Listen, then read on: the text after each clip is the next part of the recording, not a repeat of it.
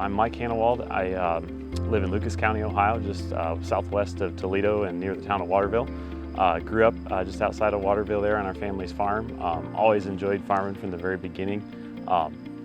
Anytime I could spend time with my dad in the fields, I always wanted to. So was active in 4-H and FFA like most kids growing up in rural areas, and then wanted to continue in my involvement in farming. And so I went to Ohio State, where I studied agronomy down there. I got a 4-year degree there, and then was able to come back to the farm on a part-time basis, but fortunately had a full-time job nearby working for Beck's Hybrids. As an agronomist, I don't think there's any such thing as an average day.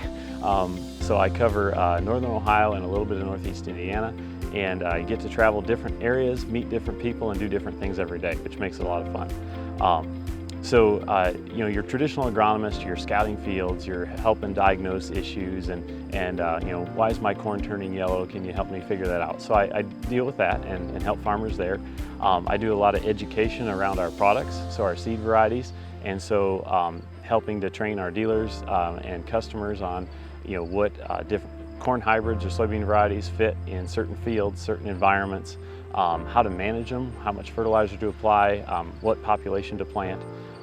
Things like that, and then I get to take a lot of the results that our practical farm research team has of different agronomic practices and share that information with our customers and farmers and use that to help them be successful. Our farm is a little bit unique, so I'm only the second generation on the farm. So Dad started farming in 1990 with 36 acres and a John Deere 630 and 2520 and 45 combine, and you know, we've had a lot of opportunities over the years, and Dad worked really hard and grew it to where we're at today, and I'm happy to be a part of it. We're just shy of 1,000 acres of corn, soybeans, and wheat.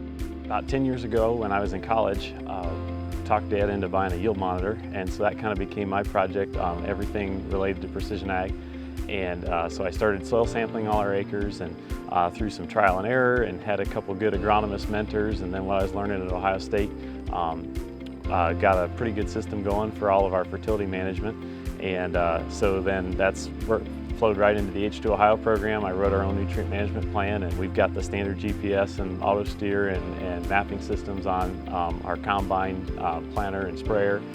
So we utilize those technologies, and I have a drone. And so it's pretty neat crop scouting with the drone and using that eye in the sky to get a different feel for what's going on in the field. Farm Bureau is a grassroots policy organization, so it's pretty neat on the local county level. I'm on our county board, and so being able to help write some policies that then we take to the state and then moves up to even the federal level when it makes sense. But then the amount of efforts that Farm Bureau puts in to be in front of the decision makers and the legislators is really impressive. Keeping an eye on things that when we're busy in the fields, you know, I'm not worried about what's happening in Washington, D.C. or Columbus, but Farm Bureau is, and they tell us when we need to take action. I've also had the privilege to travel to Washington, D.C. With Farm Bureau and sit down with legislators on Capitol Hill and have conversations and talk about what we're seeing here in Northwest Ohio on our farm and how different policy can impact it. And it's really powerful when Farm Bureau can open that door for you to tell your story and actually have an impact on what happens. The discussion meet is a hard event to prepare for because it's so unique that you're competing against other people, but you have to work together to be successful.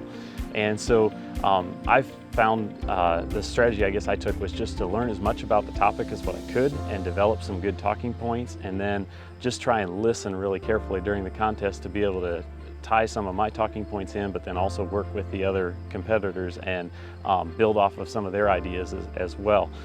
As far as preparation, I was a little bit surprised after I had applied to find out the topic for the state discussion meet was centered around how COVID impacted the meat supply chain.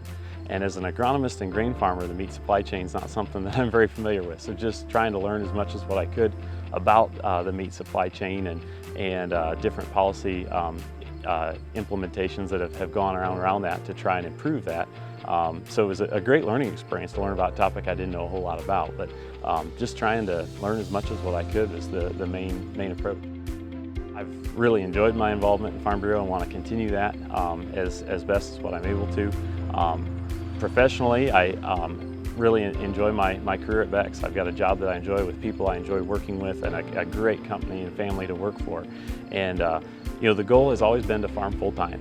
Ever since I was old enough to know what farming meant, that's what I always wanted to do. And with the acreage we have, it hasn't been possible yet, but I'm really blessed that I have a career that I enjoy in the meantime. And so if the opportunity comes to be able to grow the farm, I'd love to do that. But I'm enjoying what I'm doing for right now.